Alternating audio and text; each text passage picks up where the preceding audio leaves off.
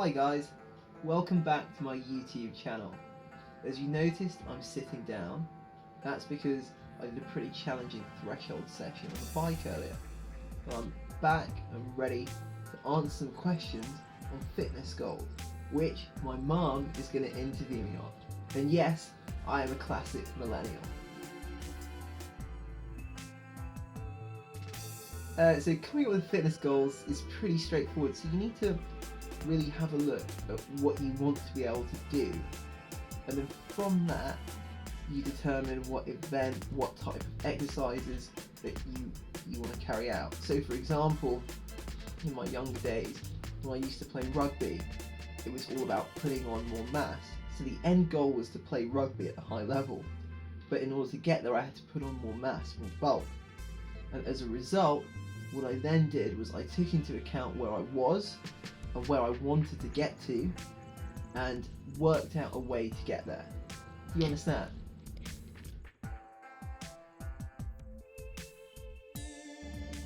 Well, yeah, it's important to have a goal, and let me just for a second clarify what I mean by what I just said. So ultimately what you want to do is you want to see where you are. So back when I was doing rugby, I was about 60 kilograms and I need to put on about 12 or 13 kilograms in a relatively short space of time, about a year. But obviously it couldn't be non-functional weight, so it had to be muscle mass. So in that way, the first thing I did was I learned as much as I could about lifting, about putting on weight in a healthy way where I was still mobile, and I got as many mentors around me as possible. I even got a personal trainer to teach me how to lift, and through really amassing all this information and knowledge, I could achieve what I ended up doing, which is I put on about 15 kilograms in the space of a year. Ended up playing rugby at a decent level, and my score wasn't incredible or anything, but it was quite a feat in terms of fitness. And yeah, so going back to what you said, it does mean it's important to have fitness goals. It's super important, because without a goal, you've got nothing to aim for. And without having something to aim for, you're basically drifting. And that's actually a route to injury. I went through a period of like that when I was just doing my first year of university. I wasn't really playing a sport. I was just going to the gym to get stronger, get more muscle. I had no real goal. And as a result of that, I was trying to train at my max all the time. And as anyone who's done sport probably will know, that's the route to injury. I mean, just to clarify that for a second, you've got to understand that your fitness is a variable thing throughout the year, and it should be.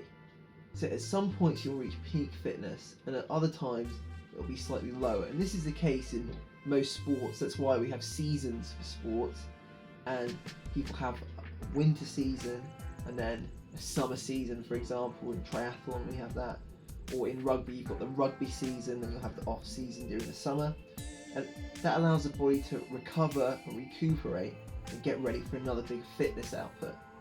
However, if you don't have a goal, you can't really do this because you're not really going toward anything, and that's the real difference with it.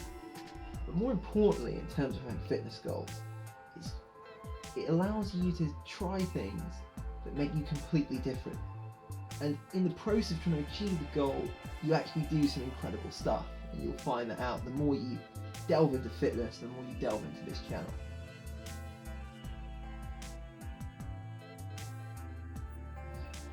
In terms of my personal fitness goals, I'm looking a lot at triathlon. I'm really trying to crack that. I've done a couple of IRONMANs.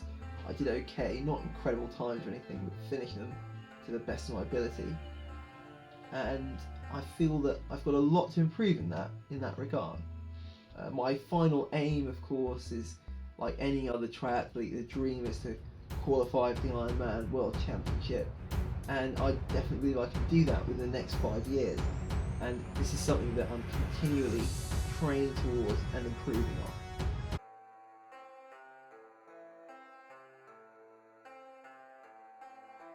on. Okay, interesting.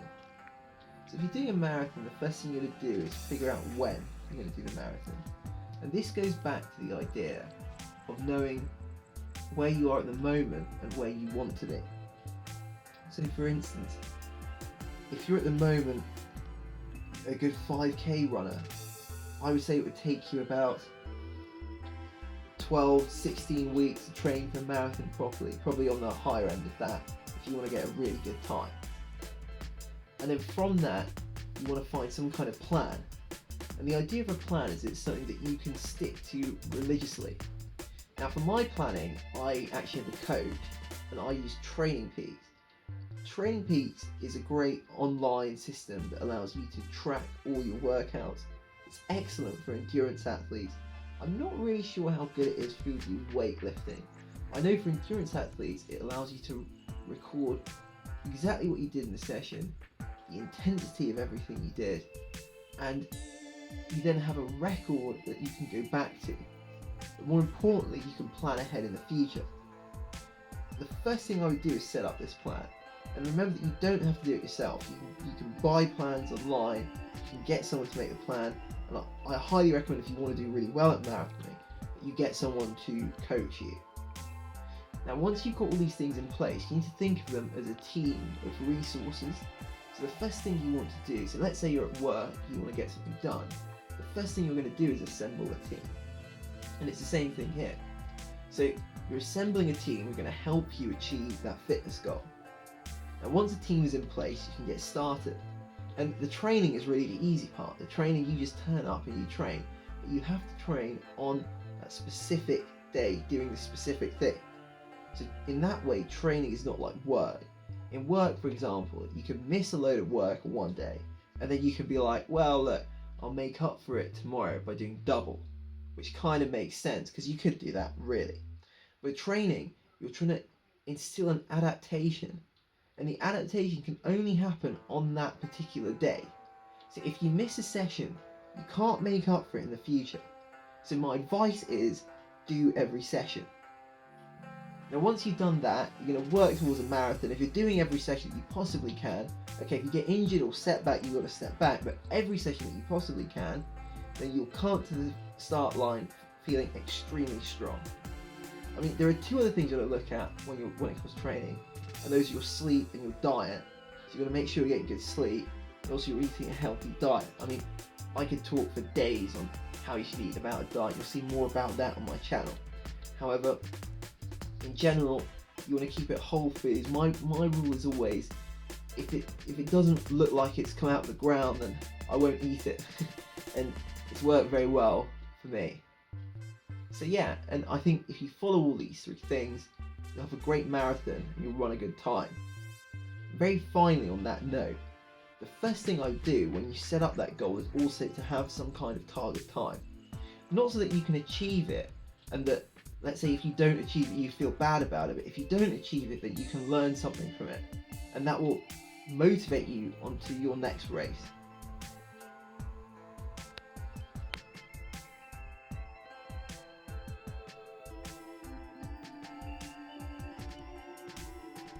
Okay, a really good question. So I think the first thing you want to do is make sure you've got your team around you who are going to help you run that marathon. I would recommend, as I said before, getting a coach. So I'd find a coach online. You can find them through Training Peaks. I mentioned it before. It's a really good website that enables you to get workouts and find coaches and things like this.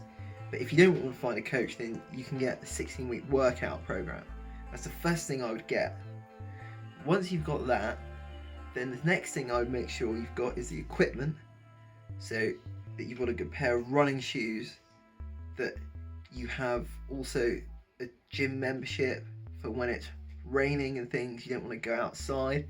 And treadmill work, which I'll get into later, is also a very good training tool when it comes to marathons, underutilized by a lot of runners. And once you got these things set up, I think you're really good to go.